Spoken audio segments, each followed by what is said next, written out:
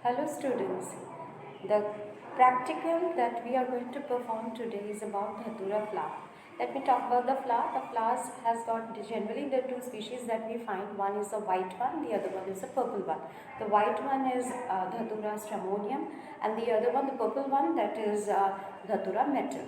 Now you can, while dissecting the flower, you will be finding some of the words. Let me talk, this is a hermaphrodite flower, a bisexual flower, actinomorphic. Actinomorphic means the flower can be dissected from any plane and you will be seeing equal symmetry on all the sides, on both the sides rather. Next, the point that you must keep in mind, the calyx and the corolla. Calyx, the collection of the sepals, it's gamosepalous because the sepals are the greenish whorls that you find outer whorl protecting the other whorls, that's united. So it's gamosepalous. Gamopetalous because the corolla is very united to one another. The petals are united.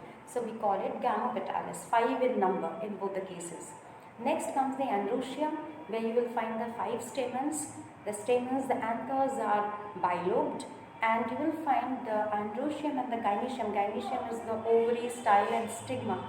You will find in this case the ovary, style and stigma is very much linked or attached.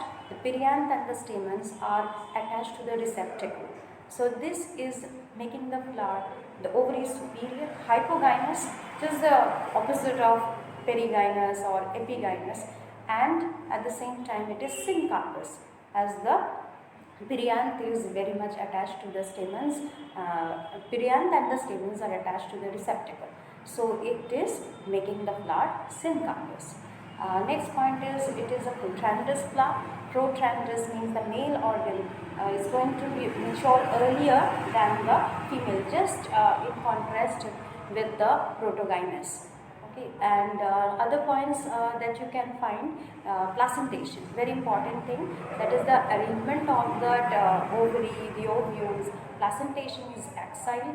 More importantly, the position of the ovary is oblique, and it is parietal also, you can call it parietal. The next factor is what I was talking about is the fruit. The fruit, actually we find the pericarp is splitting up and releasing the seeds. So you can call it a dehiscent fruit. Otherwise, other factors, let's see what the dissection is showing us most importantly.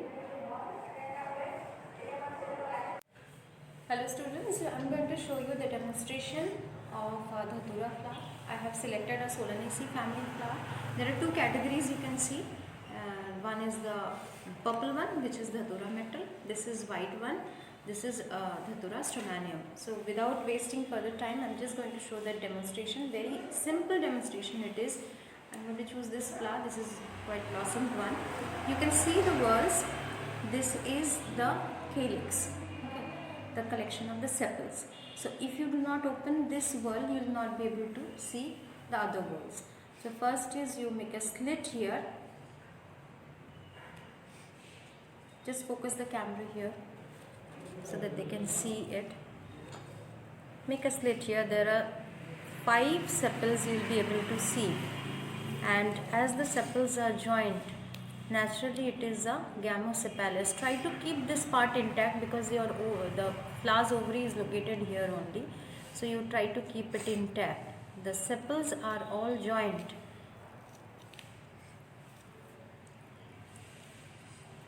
Slowly, gradually it will open up. Yes.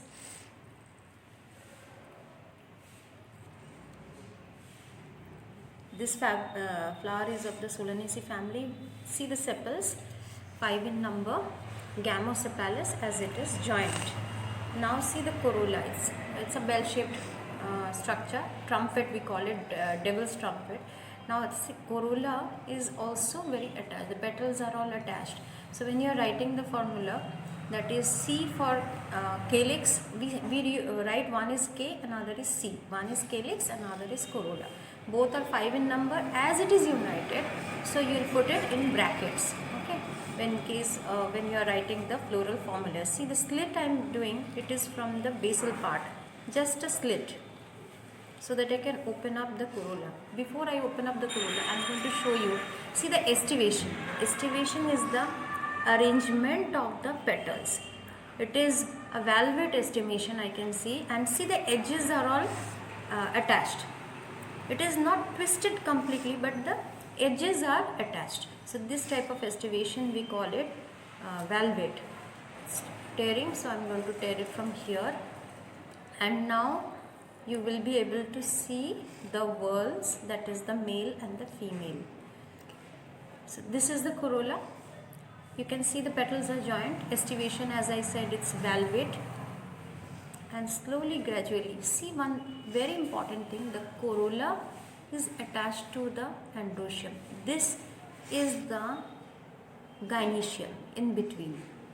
This gynoecium is the female part, male part the stamens. So anthers are bilobed. Each of the anther has got 2 lobes, so it's a bilobed anther. And if you burst this part, you will be able to see the pollen grains. So 5 in number, 1, 2, 3, 4, 5. Now this one is attached to the corolla. This perianth, we say stamens and the gynoecium, you can say the perianth and the gynoecium both attached to the corolla. Hence we can say this is a hypogynous flower.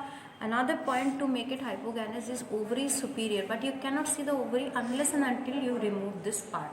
So slowly, gradually you can remove it.